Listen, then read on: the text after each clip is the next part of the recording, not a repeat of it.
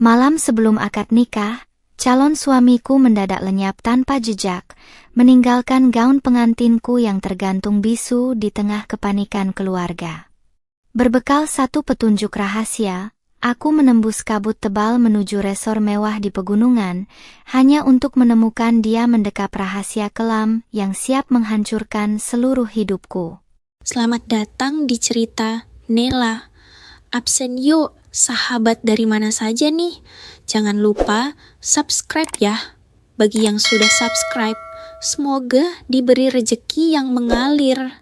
Malam itu, gaun pengantin berwarna putih bersih dengan sulaman payet yang indah sudah tergantung rapi di pintu lemari kamarku, siap untuk kukenakan besok pagi saat momen paling mendebarkan dalam hidupku tiba.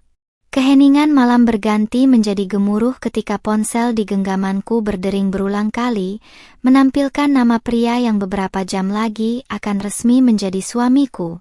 Namun tidak ada satupun panggilan dariku yang ditanggapi kembali setelahnya.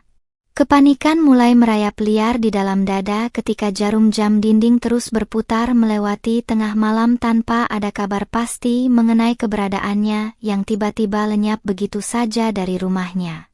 Semua sanak keluarga yang berkumpul di rumahku mulai menunjukkan wajah-wajah cemas, saling berbisik dengan nada penuh keprihatinan yang justru makin membuat dadaku terasa begitu sesak dan terbakar.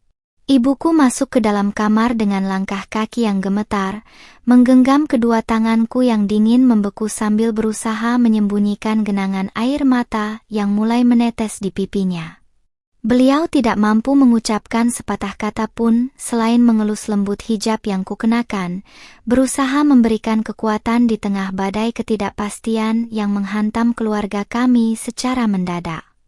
Aku mengumpulkan sisa-sisa keberanianku untuk melangkah keluar kamar, menghadapi tatapan penuh keprihatinan dan pertanyaan dari para kerabat yang sudah berniat memandangi calon pengantin wanita.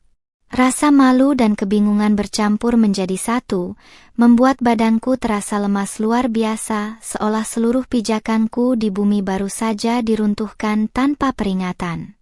Ponselku kembali bergetar pelan di dalam saku baju, dan dengan jantung yang berdebar kencang aku segera membukanya, berharap ada pesan singkat darinya yang menjelaskan bahwa semua ini hanyalah lelucon konyol. Namun, yang kudapatkan hanyalah sebuah pesan dari nomor tidak dikenal yang mengirimkan sebuah koordinat lokasi beserta pesan singkat yang langsung membekukan darahku.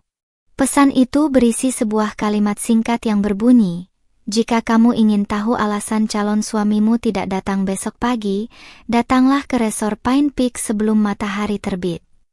Nama tempat itu sama sekali asing bagiku, sebuah lokasi yang terletak jauh di kawasan pegunungan yang terkenal dingin dan selalu diselimuti oleh kabut tebal.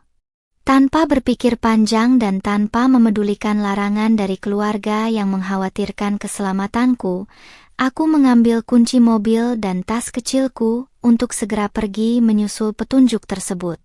Aku hanya ingin sebuah jawaban jujur dari mulutnya sendiri, karena aku tidak bisa membiarkan pernikahan ini batal tanpa alasan yang jelas dan masuk akal. Langkah kakiku tergesa-gesa membelah dinginnya angin malam saat aku berjalan menuju garasi rumah, menembus tatapan heran dari beberapa tetangga yang masih terjaga. Pakaian kasual yang kukenakan malam ini terasa kurang mampu menahan dinginnya malam, tetapi rasa cemas di dalam dada membakar seluruh rasa takutku. Mesin mobil menderu pelan di tengah kesunyian jalanan kota yang sudah sepi dari kendaraan lain, membawa diriku meluncur cepat menembus kegelapan malam menuju arah luar kota. Pikiran tentang gaun pengantin yang tersisa sendirian di kamar terus membayangiku, memberikan dorongan emosional yang amat besar untuk terus menekan pedal gas lebih dalam. Perjalanan menuju daerah pegunungan terasa begitu panjang dan mencekam, dengan penerangan jalan yang semakin minim, serta pepohonan rindang di kanan dan kiri jalan. Rasa lelah yang mendera mentalku sejak beberapa jam lalu berusaha aku tepuk jauh-jauh demi mendapatkan kebenaran yang tersembunyi di balik hilangnya calon suamiku. Jalanan mulai menanjak curam dan berbelok-belok tajam, menandakan aku sudah semakin dekat dengan wilayah pegunungan yang menjadi tujuan utamaku malam ini. Kabut tipis mulai turun merayap di atas kaca depan mobil, membuat jarak pandangku semakin terbatas dan memaksa fokusku bekerja ekstra keras di tengah kondisi emosi yang tidak stabil. Hingga akhirnya, dari kejauhan di balik pekatnya kabut malam, papan penunjuk arah berukir kayu dengan tulisan Resort Pine Peak mulai terlihat memantulkan cahaya lampu mobilku. Jantungku berdetak jauh lebih kencang dari sebelumnya ketika menyadari bahwa di balik pintu gerbang mewah resor itulah, kenyataan pahit atau kebenaran yang kucari sedang menungguku. Roda mobilku melindas kerikil basah di area parkir Resort Pine Peak yang sangat luas namun terasa mencekam karena hanya terisi oleh beberapa kendaraan mewah saja. Hawa dingin pegunungan langsung menyergap kulitku begitu aku membuka pintu mobil, menembus bahan kain baju yang kukenakan dan membuat seluruh badanku berguncang hebat. Aku merapatkan hijab pashmina yang melilit leherku sambil memejamkan mata sejenak, mengumpulkan seluruh keberanian yang tersisa di dalam dada sebelum melangkah keluar menuju bangunan utama resor yang megah ini. Bangunan resor ini mengusung arsitektur kayu modern dengan kaca-kaca besar yang memperlihatkan keindahan interiornya dari luar, tetapi keindahan itu sama sekali tidak sanggup menenangkan badai kecemasan di dalam kepalaku. Setiap langkah kakiku yang menapaki tangga batu menuju lobi terasa begitu berat, seolah-olah bumi menyeretku untuk kembali dan membatalkan niat nekat ini. Namun, bayangan wajah ibuku yang menangis di kamar tadi malam menjadi dorongan kuat yang memaksaku untuk terus berjalan menembus kegelapan malam. Begitu aku melangkah melewati pintu kaca otomatis, aroma kayu manis dan udara hangat dari pendingin ruangan langsung menyambutku di area lobi yang sepi dan remang-remang. Petugas resepsionis yang bertugas di balik meja kayu ukir memandangku dengan tatapan heran dan penuh tanda tanya, mungkin karena penampilanku yang terlihat begitu kacau dengan wajah pucat serta mata yang sembab akibat terus menahan tangis sepanjang perjalanan. Aku menarik napas panjang untuk menetralkan suara sebelum mendekatinya dengan langkah yang sebisa mungkin kutetapkan. Aku menanyakan keberadaan calon suamiku dengan menyebutkan nama lengkap serta menunjukkan foto dirinya yang tersimpan di layar ponselku yang agak retak. Petugas pria berseragam rapi itu sempat ragu-ragu dan menatapku intens, seolah sedang menimbang apakah ia boleh memberikan informasi pribadi tamu atau tidak di jam sepagi ini. Setelah melihat kesungguhan serta nada suaraku yang bergetar menahan keputusasaan, ia akhirnya memeriksa sistem komputer dan mengangguk pelan, mengonfirmasi bahwa pria dalam foto tersebut memang terdaftar menginap di tempat ini. Rasa lega yang sempat terlintas sekilas di dalam dadaku langsung berganti menjadi sengatan rasa curiga yang luar biasa tajam saat ia menyebutkan nomor kamar. Pria itu menyewa sebuah villa privat di area paling belakang resor, sebuah kamar yang dilengkapi dengan fasilitas mewah dan pemandangan-pemandangan jurang yang sangat terisolasi dari area tamu lainnya. Otakku berputar cepat mencoba mencari alasan rasional mengapa calon suamiku harus menyewa kamar semewah dan seterpencil itu di malam sebelum hari pernikahan kami dilaksanakan. Aku berjalan menyusuri koridor kayu yang panjang dan minim pencahayaan, mengabaikan petunjuk arah dari petugas dan memilih untuk mengandalkan papan penunjuk di setiap persimpangan jalan. Suara langkah sepatuku bergaung nyaring menembus keheningan koridor, mengiringi detak jantungku yang bergemuruh makin keras di balik rongga dada. Setiap meter yang kulalui terasa seperti langkah menuju persidangan, di mana vonis atas masa depan dan kebahagiaan hidupku akan segera dijatuhkan tanpa ada kesempatan untuk membela diri. Jalan setapak dari batu alam yang kubendung di area luar villa terbungkus kabut tebal yang kini melayang rendah hingga menutupi permukaan tanah. Pepohonan pinus jangkung di sekeliling area villa bergerak perlahan dihantam angin malam, menyuarakan gesekan daun yang terdengar seperti bisikan misterius yang makin menambah kesan mencekam. Lampu-lampu taman bernuansa kuning temaram hanya mampu menerangi sebagian kecil jalanan, membuat bayangan-bayangan hitam tampak seolah menari-nari di sekitarku. Langkahku akhirnya terhenti persis di depan pintu kayu tebal bernomor 104, pintu yang menjadi pembatas antara diriku dan kenyataan yang tersembunyi di dalamnya. Tanganku yang gemetar terangkat pelan, melayang beberapa sentimeter di udara, berulang kali ragu untuk mengetuk permukaan kayu yang terasa dingin seperti es itu. Ada ketakutan hebat yang mendadak melumpuhkan seluruh sarafku, sebuah firasat buruk yang membisikkan bahwa setelah pintu ini terbuka, hidupku tidak akan pernah sama lagi seperti sebelumnya. Aku memejamkan mata rapat-rapat, menggenggam erat tali tas kecil di pundakku, lalu mengetuk pintu kayu itu 3 kali dengan ketukan yang cukup keras dan tegas. Tidak ada jawaban instan dari dalam, hanya keheningan membiru yang semakin merayap masuk ke dalam pori-pori kulitku yang membeku. Aku kembali mengetuknya untuk kedua kali, kali ini disertai dengan panggilan pelan namanya yang keluar dari sela-sela bibirku yang bergetar hebat menahan dingin dan rasa takut.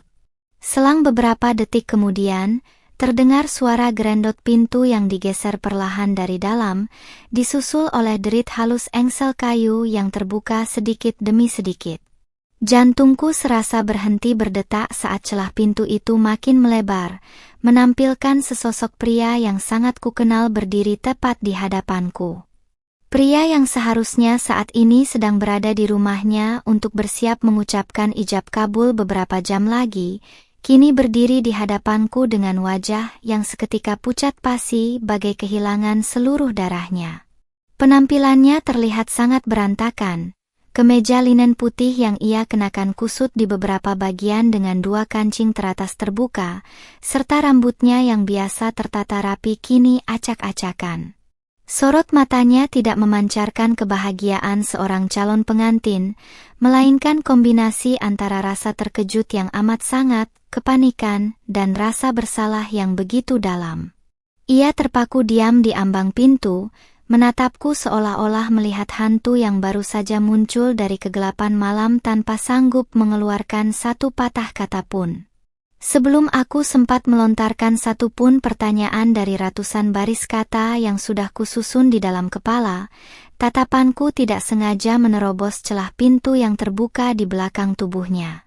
Di dalam ruangan bersuasana remang-remang itu, tergeletak sebuah selimut berantakan di atas tempat tidur besar, dan sebuah tas pakaian wanita berwarna merah menyala bersandar di sudut meja.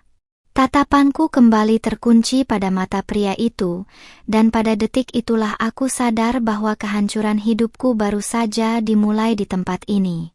Lidahku terasa keluh, seolah seluruh kata yang telah kususun rapi selama perjalanan berjam-jam mendadak menguap tanpa bekas di udara dingin pegunungan ini. Aku berdiri membeku di depan pintu villa, menatap lurus pada mata pria yang selama 3 tahun terakhir kuyakini sebagai takdir terbaik pilihan Tuhan. Tatapannya yang liar bergetar hebat saat mencoba menghindari kontak mata denganku, menyuarakan kepanikan luar biasa yang semakin memperjelas bahwa kehadiranku di tempat ini sama sekali tidak pernah ada dalam rencananya. "Kenapa kamu bisa ada di sini?" bisiknya dengan suara serak yang sangat pelan, seolah takut suaranya akan memantul dan terdengar oleh penghuni villa lainnya. Nada bicaranya tidak menyiratkan rasa bersalah yang tulus, melainkan ketakutan mendalam karena kebohongan yang ia susun rapi selama ini mendadak runtuh di depan mataku. Ia mencoba melangkah maju untuk menutupi celah pintu yang terbuka, tetapi gerakan refleks tanganku yang mendorong dadanya membuat posisinya sedikit terhuyung ke belakang. Aku menerobos masuk ke dalam ruangan tanpa memedulikan tatapan paniknya, melangkah menapaki lantai kayu dingin yang terhampar di area ruang tamu villa tersebut. Udara di dalam kamar ini terasa begitu mencekam, beraroma parfum manis menyengat yang sangat asing dan bukan aroma tubuh yang biasa ku kenal darinya. Mataku menyapu sekeliling ruangan, menemukan 2 cangkir kopi yang masih mengepulkan uap tipis di atas meja kaca, mempertegas kenyataan bahwa ada orang lain yang baru saja duduk bersamanya di tempat ini. "Jelaskan padaku, apa maksud semua ini?" Tanyaku dengan nada suara yang sengaja kutahan agar tidak meledak menjadi teriakan histeris, meski dadaku serasa mau pecah. Air mata yang sudah kukumpul sejak dari rumah akhirnya menetes hangat menembus dinginnya kulit pipiku, jatuh membasahi kain hijab yang kukenakan. Pria itu menggelengkan kepala dengan cepat, mencoba meraih jemariku yang memegang erat tali tas, namun aku seketika menarik tanganku ke belakang dengan rasa jijik yang luar biasa. Belum sempat pria itu memberikan alasan konyolnya, suara derit pintu kamar mandi yang terletak di sudut ruangan memecah keheningan yang mencekam di antara kami. Seorang wanita muda keluar dari sana sambil mengeringkan rambutnya dengan handuk putih, tampak sangat santai tanpa menyadari kehadiran orang asing di dalam villa tersebut. Wanita itu mengenakan gaun malam tipis berwarna hitam, dan wajahnya yang mulus seketika membeku saat mata kami saling beradu di tengah ruangan yang remang-remang. Pandanganku beralih antara wanita itu dan calon suamiku, mencoba mencerna fakta mengerikan yang kini terpampang nyata di depan mata kepalaku sendiri. Rasa mual yang teramat sangat mendadak menyerang perutku, membuat seluruh persendian di tubuhku mendadak lemas bagai lolos dari tulangnya. Ini bukan sekadar keterlambatan biasa atau kepanikan menjelang hari pernikahan seperti yang sempat kubayangkan di dalam mobil. Ini adalah pengkhianatan paling kejam yang dipamerkan tepat di depan mataku. "Siapa wanita ini?" Tanyaku pendek, menatap tajam tepat pada manik mata pria yang beberapa jam lagi seharusnya mengucapkan janji suci di hadapan ayahku dan para saksi. Pria itu terdiam membisu, dadanya naik turun menghembuskan napas berat sembari menatap wanita di sudut ruangan dengan raut wajah penuh penyesalan dan ketakutan. Wanita berselimut handuk itu justru melipat tangannya di dada, melemparkan senyum tipis bernada ejekan yang sangat menyakitkan hati. "Kamu tidak perlu tahu siapa aku, tapi yang jelas dia bersamaku malam ini karena dia tidak pernah benar-benar menginginkan pernikahan itu," sahut wanita itu dengan nada tenang dan dingin tanpa ada rasa bersalah sedikit pun. Kata-kata dari mulut wanita itu menusuk jantungku lebih dalam daripada taring sembilu, meruntuhkan sisa-sisa harga diri yang berusaha kujaga sejak melangkah masuk ke tempat iblis ini. Aku menoleh kembali pada calon suamiku, menunggu bantahan darinya, tetapi pria itu hanya menundukkan kepala dalam-dalam. Kebisuan yang dipelihara pria itu menjadi jawaban paling jelas atas semua pertanyaan yang membakar kepalaku sejak tadi malam. Tidak ada gunanya lagi aku menanyakan alasan, tidak ada gunanya lagi aku menangisi gaun pengantin yang kini tersisa menjadi kain tak berguna di rumahku. Seluruh pengorbananku, rasa percayaku, dan impian untuk membina rumah tangga bersamanya sirna seketika di atas lantai kayu resor pegunungan ini dalam hitungan detik. Aku menarik napas panjang, merapatkan kain hijab yang sedikit berantakan di dadaku sambil menyapu air mata yang terus mengalir tanpa bisa dibendung. Dalam keheningan yang begitu menyiksa, aku melepaskan cincin pertunangan bermata permata kecil yang melingkar di jari manis tangan kiriku dengan gerakan perlahan. Benda melingkar dari emas putih itu adalah simbol dari janji-janji manis yang ternyata dibangun di atas fondasi kebohongan yang sangat rapuh. Tanpa mengucapkan sepatah kata pun lagi, aku melemparkan cincin itu tepat ke arah dada pria yang kini menatapku dengan mata membelalak terkejut. Cincin itu terjatuh dan berdenting nyaring saat memantul di atas lantai kayu, sebelum akhirnya menggelinding dan berhenti tepat di depan kaki wanita selingkuhannya. Pria itu mencoba memanggil namaku dengan suara bergetar dan berusaha mengejarku, tetapi aku sudah membalikkan badan dan melangkah lebar meninggalkan ruangan haram tersebut. Aku berlari menembus koridor dingin tanpa memedulikan panggilannya yang semakin menjauh di belakangku, membiarkan angin malam menyergap wajahku yang basah oleh air mata. Langkah kakiku membawaku kembali ke area parkir yang diselimuti kabut tebal, di mana mobilku terparkir bisu seperti saksi bisu kehancuran hidupku malam ini. Di dalam tempat terisolasi ini, di antara dinginnya pegunungan dan pekatnya malam, aku tahu bahwa besok pagi tidak akan pernah ada pernikahan, dan hidupku harus dimulai kembali dari puing-puing kehancuran ini.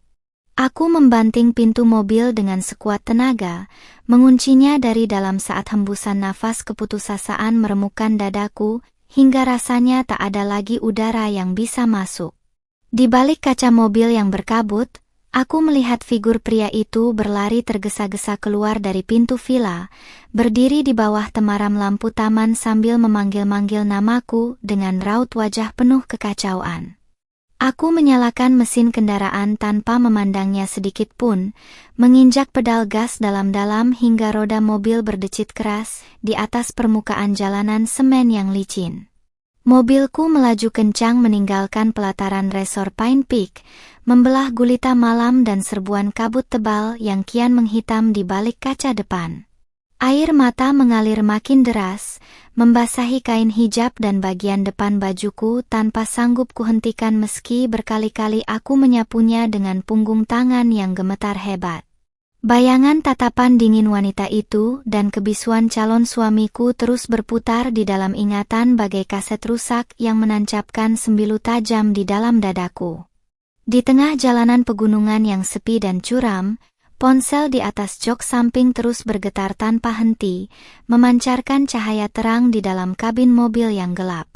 Nama ibuku terpampang di layarnya, menyadarkanku bahwa dalam kurun waktu kurang dari 4 jam dari sekarang, pihak keluarga dan para tamu undangan akan mulai berdatangan ke rumah. Kepanikan baru menyerang mentalku. Bagaimana mungkin aku menyampaikan kabar sejijik ini kepada ibuku yang memiliki riwayat penyakit jantung dan telah menyiapkan acara ini selama berbulan-bulan? Mobilku terus melaju menyusuri turunan tajam dengan kecepatan di atas rata-rata, membuat sistem pengereman berdecit keras di setiap belokan tajam yang berbahaya. Pandanganku yang kabur oleh air mata membuat fokus menyetirku sangat memburuk, hingga tiba-tiba sebuah bayangan hitam melintas cepat di depan kap mobil. Aku meremas kemudi dan menginjak pedal rem, secara mendadak hingga seluruh badanku terlempar ke depan dan sabuk pengaman menahan dadaku dengan sangat keras. Mobil berhenti secara mendadak di tepi jurang dengan posisi miring, sementara mesinnya langsung mati total meninggalkan keheningan mencekam di tengah hutan pinus. Aku bersandar pada kemudi mobil sambil menangis sejadi-jadinya, melampiaskan seluruh rasa sakit, amarah, dan kekecewaan yang sudah tidak mampu lagi ditampung oleh tubuhku yang lelah. Tidak ada siapapun di tempat ini untuk menolongku, hanya keheningan alam malam yang seolah menjadi saksi betapa hancurnya kehormatan dan impian masa depanku. Setelah beberapa menit tenggelam dalam histeria, aku memaksa diriku untuk mengusap wajah dan menegakkan posisi duduk demi menguasai emosi yang lepas kendali. Aku meraih ponsel yang terjatuh di bawah lantai mobil, lalu memberanikan diri menekan nomor telepon ayahku dengan jari-jari yang masih berguncang hebat. Ketika nada sambung terhubung dan suara berat ayah menyapa dari ujung telepon dengan nada khawatir, pertahananku kembali runtuh sepenuhnya sebelum sempat mengisahkan tragedi ini. Ayah, batalkan semuanya. Pernikahannya tidak akan pernah ada, ucapku dengan suara parau yang nyaris tenggelam di antara isolasi tangisan yang menyayat hati. Di ujung telepon, keheningan panjang langsung tercipta, disusul oleh suara desahan napas berat ayah yang mengisyaratkan bahwa beliau menyadari ada sesuatu yang sangat tidak beres telah terjadi. Aku menceritakan apa yang kubuka di kamar nomor 104 itu secara singkat, membiarkan kebenaran pahit itu menghantam kesadaran ayahku di rumah. Ayah tidak memaki atau marah meluap-luap seperti yang kubayangkan, melainkan terdengar sangat tenang dengan nada suara yang bergetar menahan gejolak emosi seorang kepala keluarga. Beliau memintaku untuk tetap tenang, menyuruhku untuk menyalakan lampu darurat mobil, dan berjanji akan mengurus pembatalan seluruh prosesi acara di rumah agar aku tidak perlu memikirkan hal itu lagi. Kasih sayang dan keteguhan ayah di saat runtuhnya duniaku menjadi satu-satunya pijakan yang membuatku tetap sanggup bertahan hidup malam ini. Aku berusaha menyalakan kembali mesin mobil yang sempat mati, dan beruntung suara deru mesin kembali terdengar membawa sedikit kehangatan di dalam kabin yang dingin. Aku memutar balik arah kendaraan untuk melanjutkan perjalanan pulang ke kota, berjanji pada diriku sendiri bahwa aku tidak akan pernah menengok kembali pada masa lalu yang penuh kepalsuan itu.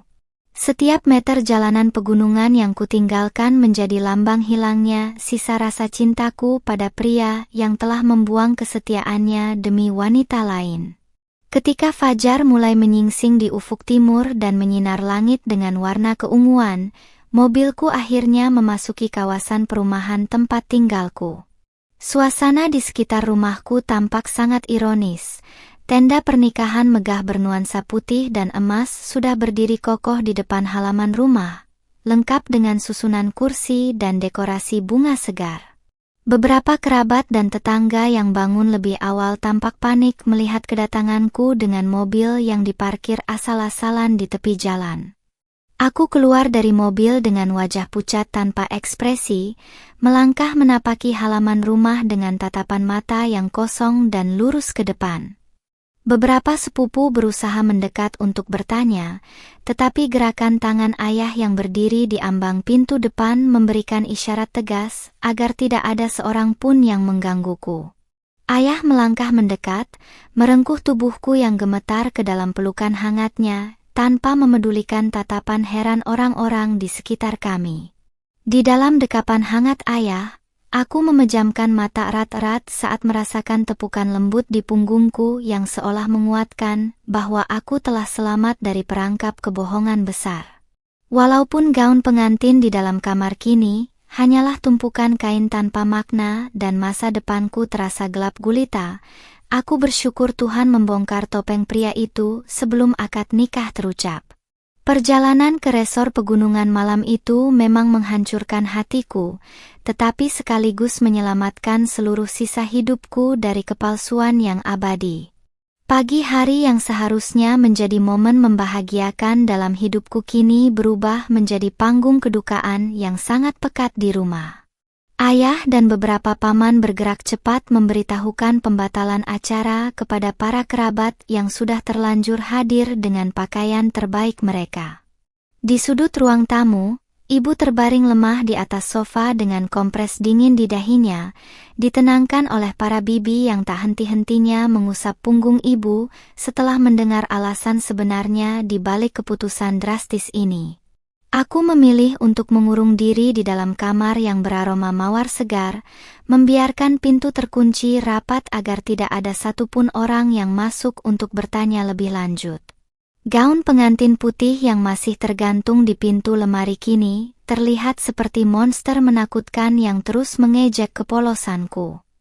Dengan tangan yang masih bergetar, aku mengambil gaun elegan itu, melipatnya asal-asalan tanpa peduli kainnya menjadi kusut, lalu memasukkannya ke dalam kantong plastik hitam besar sebelum melemparnya ke sudut paling gelap di kolong tempat tidur. Di luar kamar, suara gaduh bisik-bisik tetangga dan sanak saudara terdengar samar-samar menembus dinding tebal kamarku. Ada nada keprihatinan, namun tidak sedikit pula yang melontarkan prasangka dan spekulasi liar mengenai alasan sebenarnya di balik pembatalan nikah secara mendadak ini. Aku memeluk kedua lututku di atas tempat tidur, merapatkan hijab yang masih melekat di kepala, mencoba menulikan telinga dari segala tanggapan dunia luar yang mulai menghakimi nasibku. Ponsel yang kutaruh di atas meja rias terus berdering tanpa henti sejak 2 jam lalu, menampilkan puluhan panggilan tak terjawab dari pria pengkhianat itu serta keluarganya. Tampaknya, Berita pembatalan ini sudah sampai ke telinga orang tuanya dan membuat mereka panik setengah mati atas tindakan tidak bertanggung jawab putra mereka. Namun, hatiku sudah menjadi batu yang teramat dingin. Tidak ada lagi rasa iba, ragu, apalagi keinginan untuk mendengarkan alasan atau pembelaan konyol dari mulutnya. Sekitar pukul 10 pagi, ketukan pelan di pintu kamarku terdengar disusul suara lembut ayah yang memanggil namaku dari balik kayu tebal itu.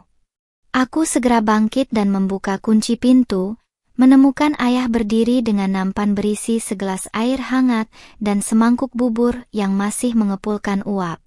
Wajah ayah terlihat sangat lelah, garis-garis kerutan di dahinya makin mempertegas betapa beratnya beban yang harus beliau tanggung demi melindungi kehormatan putri tunggalnya hari ini. Keluarganya ada di bawah, mereka datang bersama pria itu untuk meminta maaf dan memohon agar acara tetap bisa dilanjutkan besok atau lusa, ujar ayah dengan suara tenang namun tersirat ketegasan yang tak tertandingi di dalamnya. Ayah menaruh nampan tersebut di atas meja kecil, lalu menatap mataku dengan dalam, mencari ketetapan hati yang ada di dalam diriku. Beliau menyentuh pundakku pelan, seolah memberikan kewenangan penuh padaku untuk menentukan jalan apa yang ingin kuambil selanjutnya. Aku tidak akan pernah sudi menikah dengan pria pembohong dan penjahat moral seperti dia, ayah. Jawabku mantap dengan nada suara yang jernih tanpa ada keraguan sedikit pun. Ayah tersenyum tipis, sebuah senyuman bangga yang mengisyaratkan bahwa beliau sepenuhnya mendukung keputusan tegas yang kubuat tanpa peduli berapa besar kerugian materi yang harus ditanggung. Ayah mengangguk pelan, menyuruhku beristirahat dan berjanji akan menyelesaikannya sendiri di lantai bawah, tanpa membiarkan pria itu menginjakkan kaki di kamarku. Tidak lama kemudian, terdengar suara perdebatan yang cukup sengit di lantai bawah, di mana ayah membentak pria itu dengan nada dingin dan lugas yang tak pernah kudengar sebelumnya. Pria yang semalam bersenang-senang di resor pegunungan itu terdengar memohon-mohon dengan suara serak sambil meratapi kebodohannya, tetapi ayah dengan tegas mengusir mereka semua keluar dari pekarangan rumah kami. Suara pintu depan yang dibanting keras menandakan bahwa hubungan kami dan kekeluargaan yang telah terjalin resmi terputus untuk selama-lamanya. Setelah kepergian keluarga pengkhianat itu, suasana rumah perlahan-lahan mulai tenang walaupun nuansa kelam masih terasa melingkupi setiap sudut ruangan.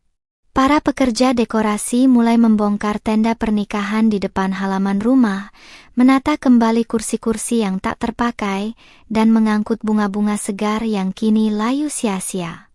Dari balik jendela kamar, aku menyaksikan proses pembongkaran itu dengan hati yang lambat laun mulai terasa kebal terhadap rasa sakit. Aku berjalan mendekati meja rias, menatap bayangan diriku sendiri di dalam cermin besar yang tergantung di dinding kamar. Wajahku terlihat pucat dengan kantung mata berwarna kehitaman akibat tidak tidur semalaman, tetapi sorot mata di balik ketegaran itu tidak lagi memancarkan keputusasaan seperti saat di dalam mobil tadi malam. Di usia 25 tahun ini, aku menyadari bahwa Tuhan baru saja memberikan ujian berat sekaligus hadiah terbesar berupa kebebasan dari ikatan pernikahan yang semu. Aku meraih ponselku, membuka aplikasi pesan singkat, dan menghapus seluruh kontak serta foto-foto kenangan bersama pria itu, tanpa menyisa satu pun di galeri penyimpanan. Aku juga menghapus akun media sosialku untuk sementara waktu guna menghindari tanyaan kepo dari teman-teman dan kerabat yang penasaran dengan berita pembatalan ini. Mengisolasi diri dari ingatan masa lalu adalah langkah awal yang wajib kukerjakan jika aku ingin menyembuhkan luka batin yang tergores sangat dalam ini. Sore harinya, langit kota mulai meredup dengan warna jingga kecoklatan saat aku duduk di tepi tempat tidur sambil meminum air hangat yang dibawakan ayah. Meskipun bayangan pahit di resor Pine Peak itu masih membakar ingatanku, aku tahu bahwa hidupku harus tetap berjalan maju tanpa harus meratapi pengkhianatan ini selamanya. Di dalam kegelapan yang kini mulai menyelimuti kamar, Aku berjanji pada diriku sendiri untuk menjadi wanita berhijab yang jauh lebih kuat dan tidak akan pernah membiarkan siapapun menginjak-injak harga diriku lagi. 3 hari berlalu sejak malam kelam di pegunungan itu, dan suasana di rumahku perlahan-lahan mulai kembali tenang meskipun sisa-sisa badai masih terasa sangat membendung di dada. Tenda besar di halaman depan sudah sepenuhnya dibongkar, meninggalkan tanah lapang yang sepi dan rumput-rumput yang pipih terinjak-injak, persis seperti kondisi hatiku saat ini. Ibu sudah mulai bisa tersenyum dan kembali beraktivitas di dapur, meskipun aku tahu beliau masih sering mengusap air mata secara sembunyi-sembunyi saat memandangi pintu kamarku yang tertutup. Hari ini aku memutuskan untuk memotong isolasi diri dan mulai merapikan barang-barang pribadi yang berhubungan dengan rencana masa depan yang kini runtuh total. Aku menyusuri setiap sudut kamar, mengumpulkan barang-barang pemberian pria itu, mulai dari pakaian, barang elektronik, hingga berkas-berkas lamaran nikah yang sempat kami urus bersama di KUA. Semuanya kumasukkan ke dalam 2 dus karton besar, tanpa ada niat sedikit pun untuk menyimpan satu pun benda yang bisa membangkitkan ingatan tentang sosok pengkhianat tersebut. Di tengah proses pembersihan itu, jemariku tidak sengaja menyentuh sebuah amplop coklat tebal yang terselip di bawah tumpukan dokumen lamaran nikah kami. Amplop itu sama sekali tidak memiliki tulisan nama pengirim atau penerima, tetapi perekat plastiknya tampak sudah pernah dibuka secara paksa sebelumnya.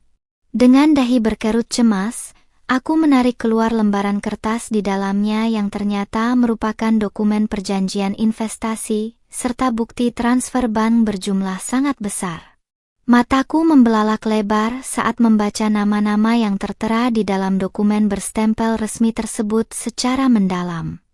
Nama mantan calon suamiku tertulis jelas sebagai pihak pertama yang menyerahkan dana ratusan juta rupiah kepada sebuah perusahaan investasi bodong yang kini sedang marak diberitakan di televisi. Namun, yang paling mengejutkan adalah nama pihak kedua yang menjadi penerima dana serta perantara dari transaksi ilegal tersebut, wanita yang kutemui di Villa Resort Pegunungan itu. Seketika itu juga, sekumpulan puzzle misteri yang membingungkan kepalaku sejak malam sebelum akad nikah mulai terangkai menjadi satu gambaran yang utuh dan mengerikan. Pria itu bukan sekadar melarikan diri untuk berselingkuh atau menikmati malam sebelum pernikahan bersama wanita lain secara tiba-tiba tanpa alasan. Ia ternyata terjerat dalam kasus penipuan keuangan yang sangat besar dan mencoba menyelesaikan transaksi gelap itu di tempat terisolasi agar tidak terendus oleh pihak keluarga maupun hukum. Rasa mual kembali menyerang perutku saat menyadari betapa jahat dan lihainya pria yang selama ini kukira sebagai sosok pembimbing yang jujur serta penuh kasih sayang. Ia memanfaatkan uang tabungan bersama yang kami kumpulkan untuk modal pernikahan kami demi menutupi kerugian investasinya yang gagal secara ugal-ugalan.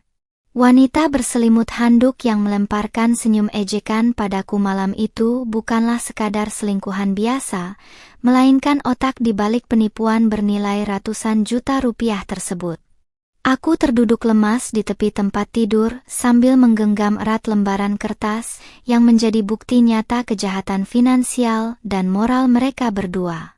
Tangan kananku meremas kain hijab pashmina di bagian dada, merasakan detak jantung yang bergemuruh kencang akibat rasa terkejut yang melampaui batas.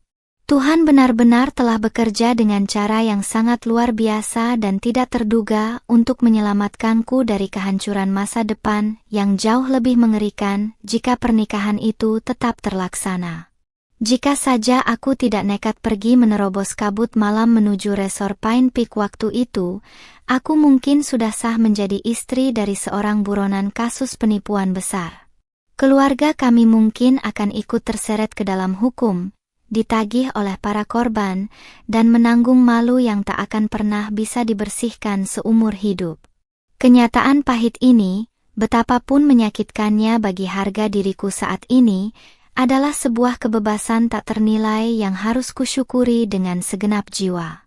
Aku segera membawa amplop coklat tersebut ke ruang tengah untuk memperlihatkan isinya secara langsung kepada ayah yang sedang membaca koran di sofa.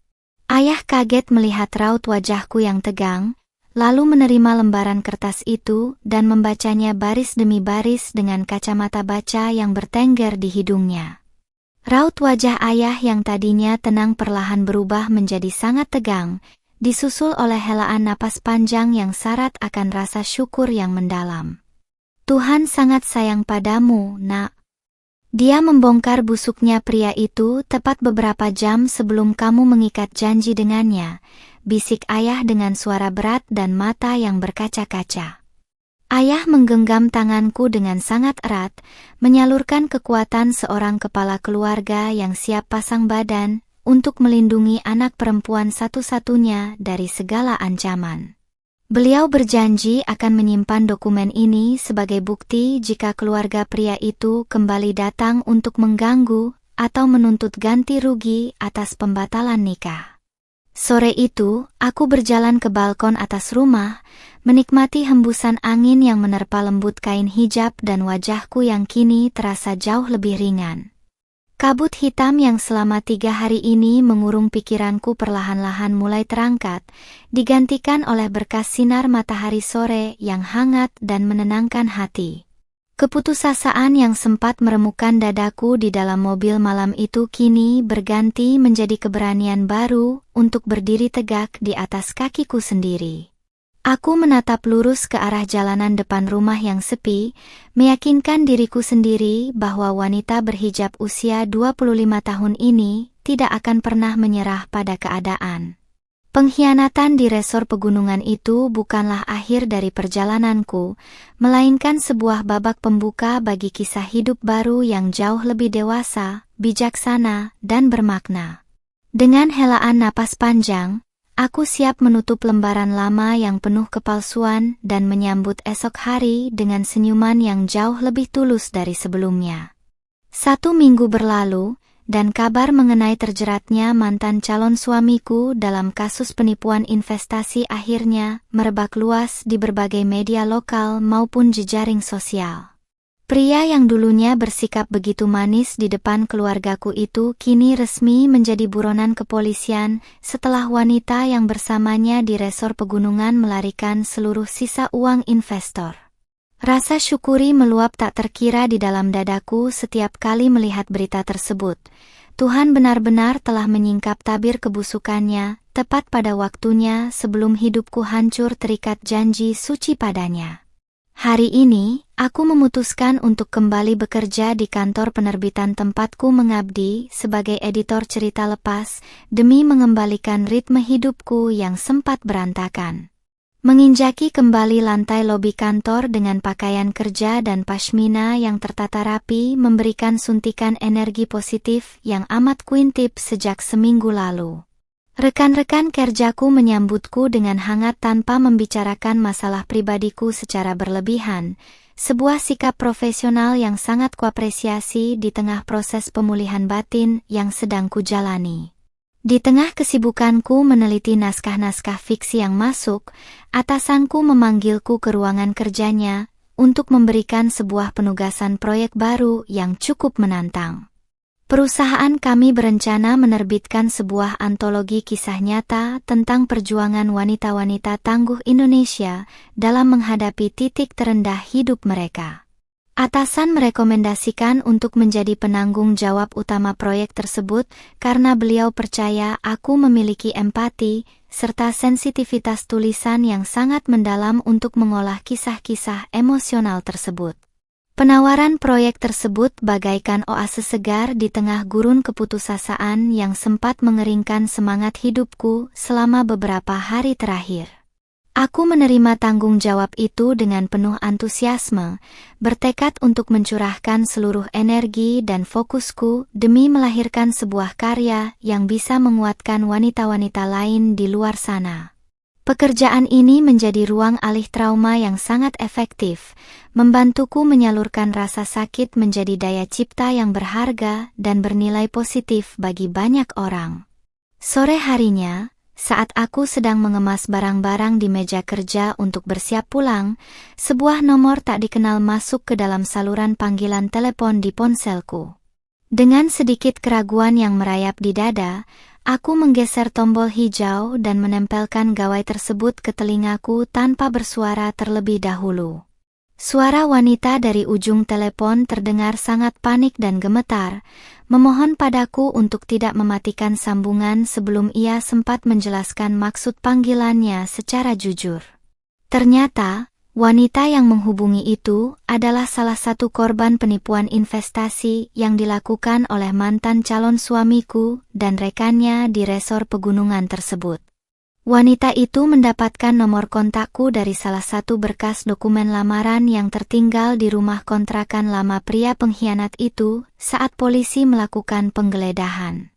Ia menangis terisak-isak, menceritakan betapa seluruh uang tabungan masa depannya raib tanpa bekas akibat terpedaya oleh janji-janji manis investasi bodong bernilai ratusan juta tersebut.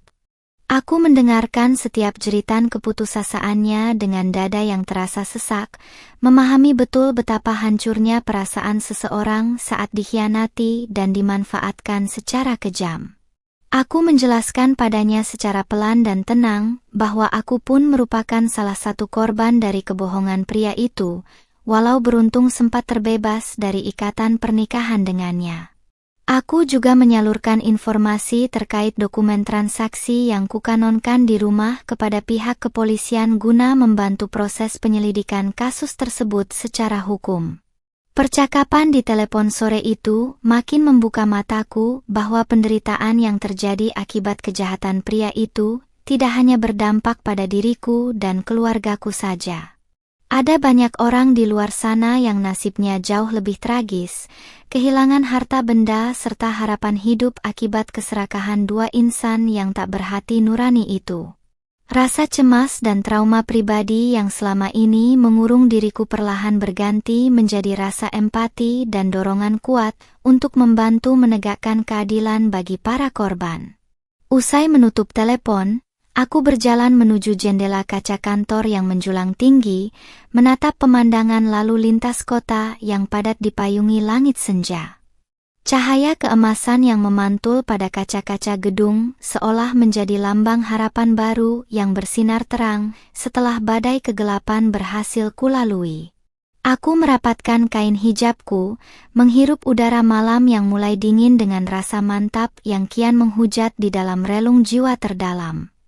Ketika aku sampai di rumah malam harinya, aku menceritakan kejadian telepon tersebut kepada ayah dan ibu di meja makan saat kami sedang menikmati santap malam bersama. Ayah mengangguk setuju dengan keputusanku untuk menyerahkan bukti dokumen pendukung kepada kepolisian besok pagi guna mengusut tuntas kasus penipuan tersebut sampai ke akarnya. Ibu tersenyum bangga memandangi ketegaranku, mengusap punggung tanganku yang berada di atas meja dengan rasa kasih sayang yang begitu hangat dan menenangkan. Malam itu, untuk pertama kalinya sejak insiden pahit di resor Pine Peak, aku bisa memejamkan mata dengan sangat tenang tanpa dibayangi rasa takut atau bayangan buruk. Tidurku terasa sangat lelap, terbebas dari mimpi buruk atau isak tangis yang biasanya selalu menyiksaku di tengah kegelapan malam yang sunyi. Aku menyadari bahwa kesembuhan luka batin bukanlah tentang melupakan kejadian pahit secara paksa, melainkan tentang bagaimana kita mampu berdiri kembali dan memberikan manfaat bagi sesama dari pelajaran tersebut. Sebelum benar-benar terlelap, aku sempat menuliskan satu kalimat singkat di dalam buku harian pribadi yang selalu kusimpan di dalam laci meja rias kamarku. Malam kelam di pegunungan itu mungkin telah merenggut impian pernikahanku, tetapi malam itu juga yang telah melahirkan kembali sosok wanita baru yang jauh lebih tangguh. Dengan senyuman tipis yang mengukir bibirku di tengah kegelapan kamar, aku menyambut fajar esok hari dengan kepasrahan penuh atas takdir indah yang telah disiapkan Tuhan di depan sana. Pagi harinya, aku mendampingi ayah mendatangi kantor kepolisian daerah untuk menyerahkan amplop coklat berisi dokumen bukti transaksi serta surat perjanjian investasi bodong tersebut. Perwira penyidik yang menerima kami menyambut dengan sangat kooperatif, mencatat seluruh kesaksianku mengenai penemuan dokumen itu, serta keberadaan mereka di resor Pine Peak seminggu lalu.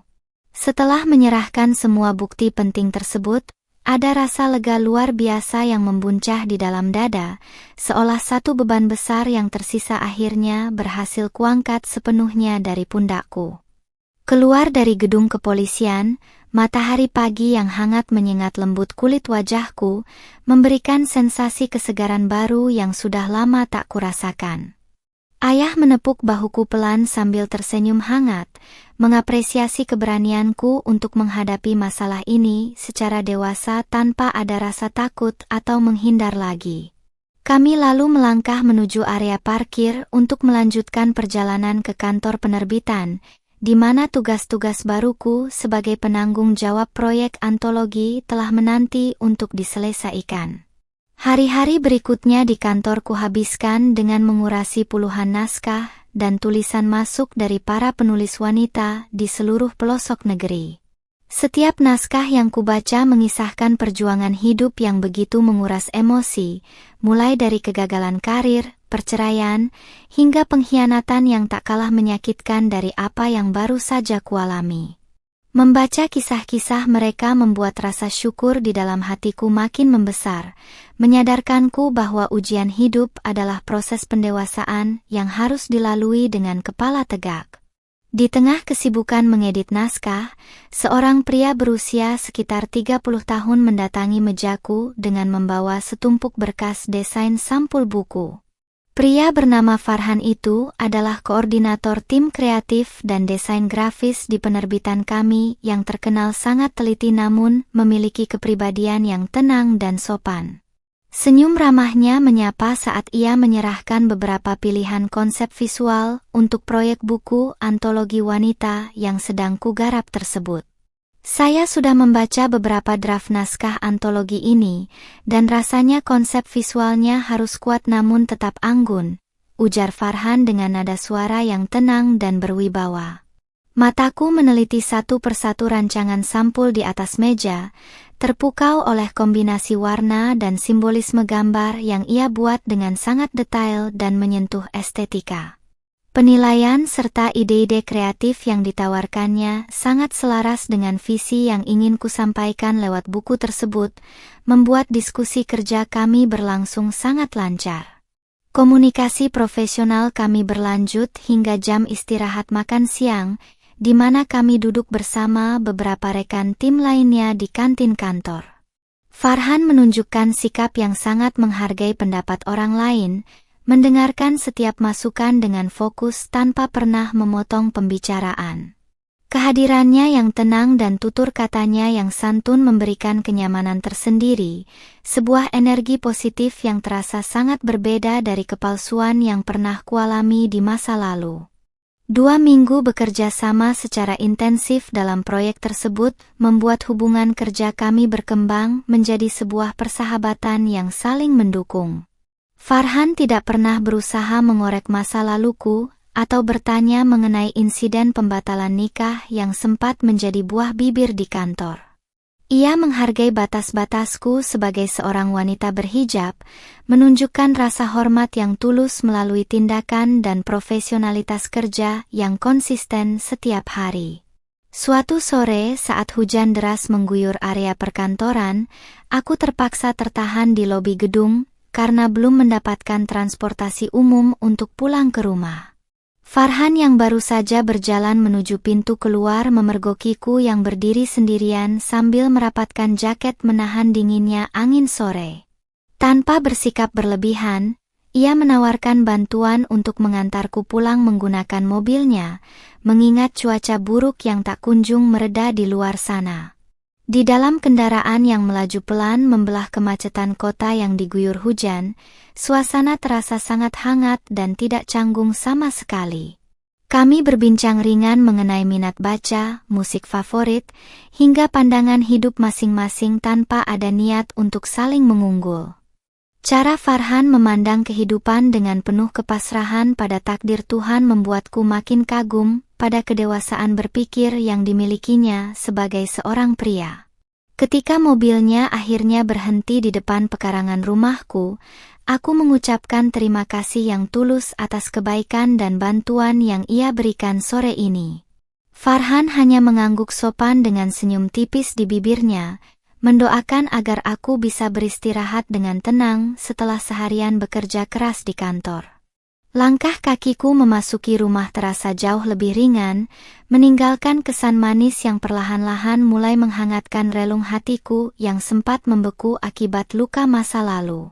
Ibu yang menyambutku di pintu depan menangkap binar bahagia yang mulai memancar kembali dari raut wajahku saat aku menceritakan perkembangan proyek buku di kantor. Ibu mengusap kepala berhijabku dengan penuh kasih sayang, bersyukur melihat putri tunggalnya kini telah kembali menemukan senyuman dan gairah hidup yang sempat hilang. Dukungan penuh dari keluarga dan lingkungan kerja yang positif menjadi pilar utama yang menyembuhkan sisa-sisa trauma dalam diriku. Sebelum memejamkan mata malam itu, aku memandangi pantulan diriku di depan cermin kamar dengan perasaan tenang dan penuh pengharapan baru. Pengkhianatan pahit di resor pegunungan itu kini benar-benar telah menjadi bagian dari lembaran masa lalu yang tak mampu lagi menyakitiku. Di usia 25 tahun ini, aku belajar bahwa ketika Tuhan menutup satu pintu kebahagiaan yang semu, Dia sedang menyiapkan jalan baru yang jauh lebih indah dan penuh dengan keberkahan. 3 bulan berlalu dengan sangat cepat, membawa perubahan besar yang begitu menyejukkan dalam setiap lembar perjalanan hidupku yang baru. Proyek buku antologi yang kugarap bersama tim penerbitan akhirnya resmi diluncurkan ke pasaran dan mendapatkan sambutan yang luar biasa hangat dari para pembaca di seluruh Indonesia. Keberhasilan karya tersebut menjadi bukti nyata bahwa trauma mendalam bisa diubah menjadi sebuah karya yang menguatkan ribuan jiwa wanita yang sedang berjuang menata kembali hidup mereka. Di saat yang sama, kabar mengenai kasus penipuan investasi yang melibatkan mantan calon suamiku akhirnya mencapai babak akhir di pengadilan. Pria itu bersama wanita selingkuhannya berhasil ditangkap oleh pihak kepolisian saat bersembunyi di sebuah rumah kontrakan terpencil di luar kota. Mereka berdua dijatuhi hukuman penjara yang cukup berat atas tindakan kejahatan finansial serta penipuan yang telah merugikan banyak pihak hingga miliaran rupiah. Ketika mendengar berita vonis pengadilan tersebut melalui tayangan televisi di ruang tamu, aku hanya bisa mengelus dada sambil menghembuskan napas lega yang amat dalam. Tidak ada sedikit pun rasa dendam, amarah, atau kepuasan jahat di dalam hatiku saat melihat pria itu mengenakan pakaian tahanan di layar kaca.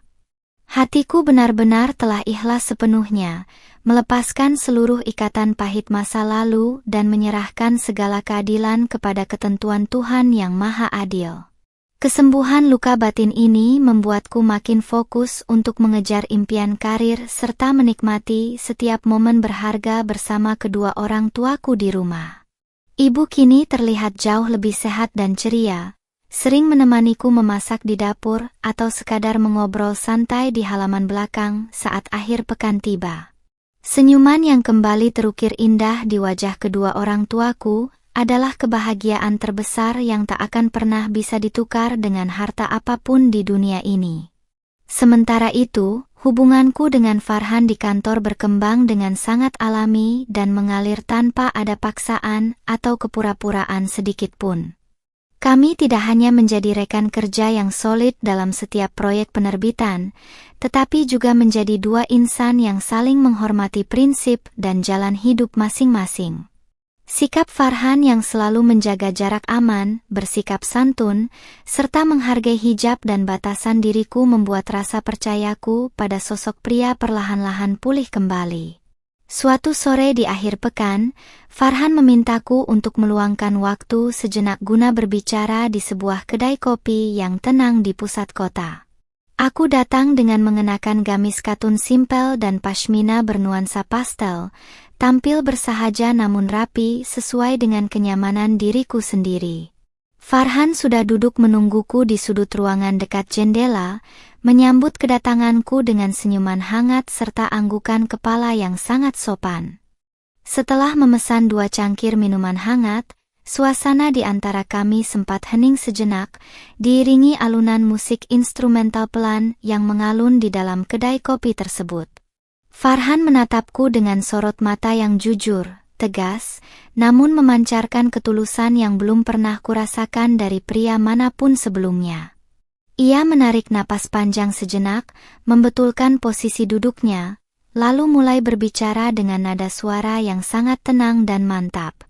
Saya tahu apa yang pernah kamu lalui di masa lalu, dan saya sangat mengagumi ketegaran serta keikhlasan hatimu dalam menghadapi ujian berat itu, ujar Farhan secara perlahan. Ia melanjutkan bahwa selama beberapa bulan bekerja sama, ia telah melihat kebaikan hati, kemandirian, serta akhlak yang ada di dalam diriku. Farhan menegaskan bahwa ia tidak tertarik untuk sekadar berpacaran atau menjalin hubungan yang tanpa arah tujuan yang jelas dan pasti. Jika kamu berkenan dan diizinkan oleh orang tuamu, saya ingin datang ke rumahmu akhir minggu ini bersama orang tua saya untuk melamarmu secara resmi, ucap Farhan dengan lugas. Kata-kata yang keluar dari mulutnya tidak mengandung janji-janji manis yang berlebihan, melainkan sebuah kepastian dan niat suci untuk membangun rumah tangga di atas jalan yang diridhai Tuhan. Jantungku berdetak kencang, tetapi kali ini bukan karena kepanikan atau ketakutan, melainkan karena rasa haru yang mendalam. Aku terdiam sejenak, merapatkan kedua telapak tanganku di atas meja sambil menatap cangkir kopi yang masih mengepulkan uap tipis di hadapanku. Tidak ada keraguan atau bayangan ketakutan masa lalu yang menghantuiku saat mendengar niat tulus dari pria yang ada di depanku ini. Sikapnya yang bertanggung jawab, santun kepada orang tua, serta konsistensinya selama ini telah menjadi bukti nyata atas kebaikan karakter yang dimilikinya. Dengan senyuman tipis yang mengukir bibirku dan mata yang sedikit berembun oleh air mata bahagia, aku menganggukkan kepala pelan sebagai jawaban atas niat baiknya. Silakan datang ke rumah, Farhan. Ayah dan ibu pasti akan sangat senang menyambut kedatangan keluargamu dengan tangan terbuka, jawabku pelan namun mantap. Binar kebahagiaan seketika terpancar jelas dari mata Farhan saat mendengar persetujuanku untuk melanjutkan hubungan ini ke jenjang yang lebih suci. Sore itu, saat berjalan keluar dari kedai kopi menuju mobil, aku menatap langit kota yang mulai dihiasi oleh rona jingga keemasan yang sangat indah. Perjalanan panjang dari malam kelam di resor pegunungan hingga detik ini terasa seperti sebuah rangkaian takdir luar biasa yang telah dirancang dengan sangat sempurna oleh Tuhan. Aku tahu bahwa keputusan untuk membuka hati kembali adalah langkah awal menuju kebahagiaan sejati yang selama ini kukirimkan dalam setiap doa malamku. Hari Minggu yang cerah menyambut kedatangan Farhan beserta kedua orang tuanya yang melangkah masuk ke halaman rumahku dengan penuh kesantunan. Suasana di dalam ruang tamu terasa begitu hangat dan sakral, jauh dari kesan megah yang dipaksakan, melainkan dipenuhi oleh canda tawa serta tutur kata yang saling menghormati antara dua keluarga. Ayah dan ibu menyambut niat baik mereka dengan wajah berseri-seri, mendengarkan setiap patah kata yang diucapkan ayah Farhan saat menyampaikan maksud kedatangan mereka secara resmi. Di balik pintu kamar, aku berdiri menatap bayangan diriku sendiri di dalam cermin besar dengan balutan busana yang anggun dan santun. Aku mengenakan gaun katun berwarna dusty rose yang membalut tubuhku dengan indah namun tetap tertutup rapi, dipadukan dengan pashmina berwarna senada yang menjuntai menutupi dada. Penampilanku yang bersahaja ini memancarkan ketenangan batin dari seorang wanita berhijab usia 25 tahun yang telah sepenuhnya sembuh dari trauma masa lalu. Saat ibu mengetuk pintu dan memanggilku untuk keluar menemui tamu, aku menarik napas panjang, merapatkan kain hijabku, dan melangkah keluar dengan keyakinan penuh. Ketika kakiku menapaki ruang tamu, pandanganku beradu sejenak dengan Farhan yang berdiri menundukkan pandangannya dengan penuh rasa hormat. Senyum tipis yang mengukir bibirnya memberikan sensasi rasa aman yang tak pernah kurasakan sebelumnya, sebuah ketenangan yang membuktikan bahwa aku berada di genggaman pria yang tepat. Prosesi lamaran berlangsung dengan sangat lancar dan penuh hikmat, disaksikan oleh kedua orang tua kami yang tak henti-hentinya memanjatkan rasa syukur kepada Tuhan. Ibunda Farhan memasangkan sebuah cincin emas polos yang simpel namun sangat cantik di jari manis tangan kiriku sebagai tanda ikatan suci yang baru. Berbeda dengan cincin di masa lalu yang terasa sebagai beban kepalsuan, ikatan kali ini membawa kehangatan dan rasa percaya yang amat tulus di dalam sanubari. 1 bulan setelah acara lamaran tersebut, sebuah pernikahan yang sederhana namun penuh keberkahan akhirnya digelar di masjid dekat rumahku. Tidak ada perayaan mewah yang berlebihan atau kepura-puraan di depan media sosial, hanya ada ijab kabul yang diucapkan oleh Farhan dengan satu tarikan napas yang mantap di hadapan ayahku dan para saksi. Saat kata sah bergaung di dalam dinding masjid, air mata bahagia menetes menembus pipiku, membasahi kain hijab putih yang kukenakan. Aku mencium tangan Farhan yang kini telah resmi menjadi suamiku, merasakan genggaman tangannya yang erat dan hangat menyalurkan janji perlindungan seumur hidup. Farhan mendaratkan kecupan lembut di dahiku yang tertutup kain hijab, membisikkan doa kebaikan agar rumah tangga yang kami bangun selalu berada di bawah naungan kasih sayang dan ridha Tuhan. Seluruh kerabat dan sahabat yang hadir meneteskan air mata haru, menyaksikan akhir yang begitu indah dari perjuangan hidupku. Usai prosesi pernikahan, kami menggelar acara syukuran kecil-kecilan di pelataran rumah yang dihiasi oleh bunga-bunga segar bernuansa putih dan krem. Duduk di samping Farhan sambil menyapa para tamu undangan yang memberikan ucapan selamat membuat dadaku meluap oleh rasa syukur yang tak terhingga. Kenyataan bahwa aku kini telah menjadi seorang istri dari pria yang jujur dan bertanggung jawab terasa seperti mimpi indah yang akhirnya menjadi kenyataan.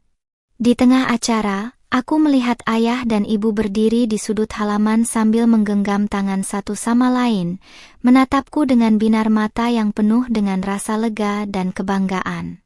Senyuman mereka adalah hadiah terbesar yang melunasi seluruh rasa sakit dan penderitaan yang pernah kami lalui bersama beberapa bulan lalu. Keharmonisan keluarga yang sempat diguncang oleh pengkhianatan kini telah kembali pulih secara utuh dan jauh lebih kuat dari sebelumnya. Malam harinya, ketika seluruh rangkaian acara telah selesai dan para tamu telah kembali ke rumah masing-masing, aku duduk sendirian di balkon lantai atas rumah. Angin malam yang sejuk menerpa lembut wajahku, membangkitkan sekilas ingatan tentang angin dingin yang pernah meremukkan jiwaku di resor Pine Peak. Namun, tidak ada lagi rasa sakit, amarah, atau keputusasaan yang tersisa saat mengingat momen kelam tersebut di dalam kepala. Langkah kaki yang lembut mendekat dari belakang, disusul oleh sebuah dekapan hangat yang menyelimuti bahuku saat Farhan berdiri di sampingku. Ia ikut menatap langit malam yang ditaburi bintang-bintang terang, menikmati keheningan malam yang begitu menenangkan jiwa kami berdua. Terima kasih sudah bertahan hingga sejauh ini dan mau membukakan pintu hatimu untukku, bisiknya pelan dengan nada suara yang penuh dengan rasa sayang. Aku menyandarkan kepalaku di bahunya yang tegap, memegang jemari tangannya yang saling bertaut erat dengan jemariku di atas pembatas balkon. Akulah yang harus berterima kasih karena Tuhan telah mengirimkanmu untuk menunjukkan bagaimana rasanya dicintai dengan tulus dan dihormati, jawabku mantap sambil menatap manik matanya yang hangat. Di atas balkon ini, di bawah naungan malam yang damai, aku menyadari bahwa setiap kejadian pahit di masa lalu adalah skenario terbaik untuk membawaku pada kebahagiaan ini.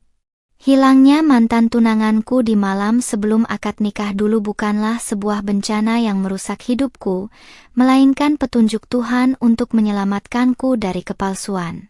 Melalui jalan yang berliku, air mata, dan keberanian untuk mengejar kebenaran hingga ke resor pegunungan, aku berhasil menemukan kembali harga diri dan takdir sejatiku. Kini, bersama suami pilihan terbaik ini, aku melangkah mantap menyambut masa depan yang penuh dengan cinta, keberkahan, dan kebahagiaan yang abadi.